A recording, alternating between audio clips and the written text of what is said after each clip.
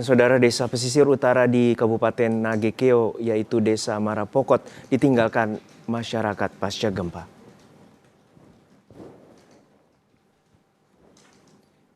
Warga terdampak gempa mengungsi ke tempat aman. Desa Marapokot, Kecamatan Aesesa, hanya berjarak 30 km dari pusat gempa yang berada di timur laut Kabupaten Nagekeo.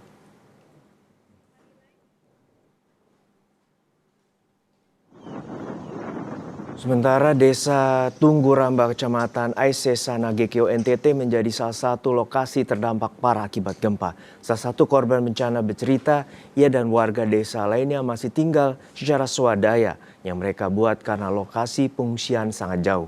Mereka pun berharap bantuan segera tiba di desa mereka. Setelah terjadinya gempa, ini Pak Sarif tinggal di mana? Tinggal di bawah kayu Pak, di naungan begini Pak, tidak ada. Belum ada bantuan sedikit pun belum ada Pak sampai sekarang ini. Berarti Pak Sarif sejauh ini masih tinggal di luar begitu ya? Di luar Pak, di luar. Ini Pak lihat sendiri di pohon-pohonan saya. Belum ada tenda apa segala macam. Ya begini tidak ada, dari dinas belum ada turun.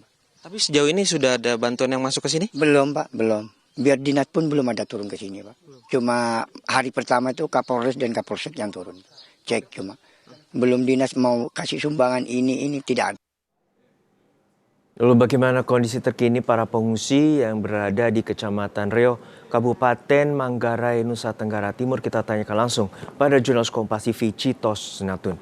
Citos, untuk saat ini berapa banyak warga yang mengungsi pasca gempa Sabtu lalu dan apa saja kebutuhan yang saat ini masih dibutuhkan oleh warga setempat?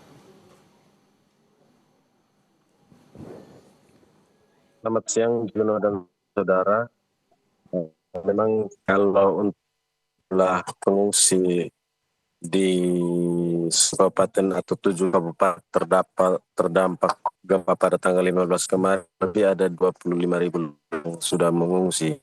Dan Juno, dapat saya laporkan bahwa di tempat adalah satu wilayah yang paling terdampak di Kecamatan Lambalede Utara, Kabupaten Manggarai Timur, tepatnya di Desa Saterpunda, karena memang sampai saat ini seluruh bangunan pada umumnya rumah-rumah warga itu rusak total, termasuk fasilitas-fasilitas kesehatan. Tadi kami memantau puskesmas hancur total, sehingga di belakang saya ini dan juga adalah posko kesehatan yang dibangun untuk melayani para pasien yang harusnya dilayani di Mas Dampek begitu.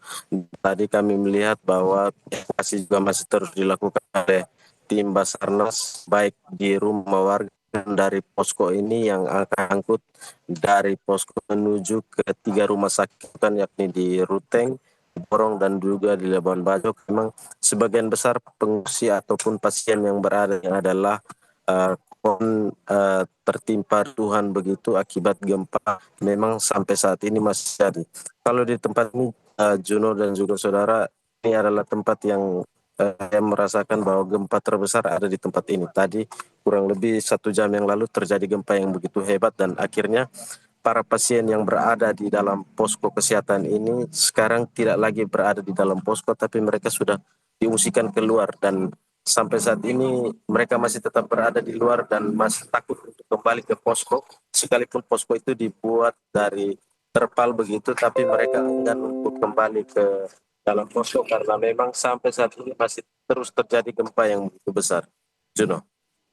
Ya, Citos, untuk saat ini beberapa warga terutama tadi dari wilayah Lambaleda Timur, Manggarai Timur, dan juga saat ini di Kecamatan Reo, informasinya bahwa bantuan ini masih minim. Apa yang sebenarnya terjadi, kendala apa saja yang dialami oleh pihak BPBD ataupun BNPB untuk segera menyalurkan bantuan? Baik, Juno. Kalau untuk wilayah Kecamatan Reok, itu bantuan memang bisa dimobilisasi dari Labuan Bajo misalnya, karena di situ tempat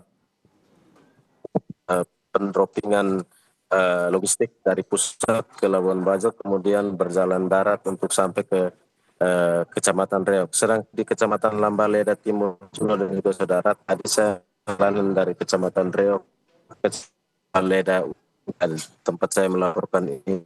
Kondisi jalannya cukup sulit, maksudnya ada longsoran-longsoran batu yang menutup jalan, kemudian ada patahan-patahan jalan begitu, dan satu titik yang cukup rawan yakni di salah satu jembatan yang berbatasan antara Kecamatan Reo dan Kecamatan Lambaleda Utara ini, di mana jalan ataupun jembatan itu sudah mulai rusak, sudah mulai retak, bahkan jika terjadi gempa susulan bisa dipastikan jembatan itu akan segera rubuh. Dan ini tentu akan menyulitkan pendampingan bantuan, karena memang sampai saat ini tadi saya menanyakan pada beberapa warga di sini bahwa bantuan-bantuan memang dikhususkan untuk para pengungsi atau pasien yang berada di posko kesehatan, sementara untuk posko induk yang kurang lebih 3 kilometer dari tempat saya melaporkan ini memang sudah diatur oleh Kementerian Sosial maupun dari berbagai relawan-relawan. Sementara untuk warga yang berada di kampung ini kurang lebih sekitar 20-an rumah memang belum terlayani bantuan sama sekali. Baik, artinya infrastruktur juga rusak pasca gempa dan ini memasuki hari kelima, artinya bantuan harus segera diberikan, terutama tidak melalui jalur darat, melainkan melalui jalur udara. Terima kasih atas laporan lengkap Anda, jurnalis Kompas TV, Citos Natun dari Kecamatan Reo, Kabupaten Manggarai, Nusa Tenggara Timur. Dan saudara, aktivitas gempa bumi susulan masih terus terjadi di wilayah Flores, Nusa Tenggara Timur. Wakil Ketua Komisi 4 DPR, fraksi Partai Amanat Nasional Ahmad Yohan menyebutkan warga terdampak gempa masih membutuhkan bantuan baik makanan, selimut hingga kebutuhan seperti popok untuk anak-anak. Sementara Guru Besar Fakultas Ilmu dan Teknologi Kebumian sekaligus pakar gempa Institut Teknologi Bandung, Profesor Irwan Meilano, mengungkap 2 pekan pasca gempa masih akan ada gempa susulan hingga radius 50 km dari titik pusat gempa. Bagi keluarga besar kita yang kemarin rumahnya hancur, sekitar di daerah Waso, Ronting, dan Manggarai Timur, dan sebagian di Kabupaten Ngada, itu mengalami trauma yang luar biasa. Pertama, rumahnya hancur, semua yang mereka miliki rusak, kemudian mereka harus berpindah dari rumahnya. Sehingga kegelisahan itu luar biasa. Kemudian ditambah dengan gempa-gempa susulan yang hampir 3.000 kali ini juga membuat trauma yang luar biasa. Apalagi banyak masyarakat yang tinggal di sekitar pesisir pantai. Sehingga inilah yang melahirkan banyak posko-posko mandiri atau tenda-tenda mandiri karena menghindari laut ya, karena isu soal tsunami ini membuat saudara kita ini agak trauma dan takut. Sehingga inilah yang membuat kita kesulitan membuat posko bersama. Sehingga masih banyak warga memilih aman dengan cara pandangnya sendiri. Itu kemudian pergi agak jauh dari bibir pantai. Banyak yang bangun di tempat-tempat ketinggian kejauhan sehingga tidak terkoneksi dengan baik. Inilah yang membuat bantuan-bantuan sembako ini belum merata terbaik kepada seluruh masyarakat. Nah, saya kemarin ketika 50 titik juga saya melihat bahwa bantuan sembako ini belum sampai ke banyak titik. Kemudian kita juga bersyukur pemerintah pusat sudah dengan menteri lembaga sudah banyak yang turun berkunjung ke sana untuk memantau melihat secara langsung. Mudah-mudahan pantauan para menteri, lembaga dan lain sebagainya ini cepat ikut menyelesaikan persoalan yang ada problem masyarakat. Pertama soal makannya warga-warga kita yang ada di posko-posko, baik tenda yang dibangun bersama maupun yang mandiri. Kemudian soal kesehatan.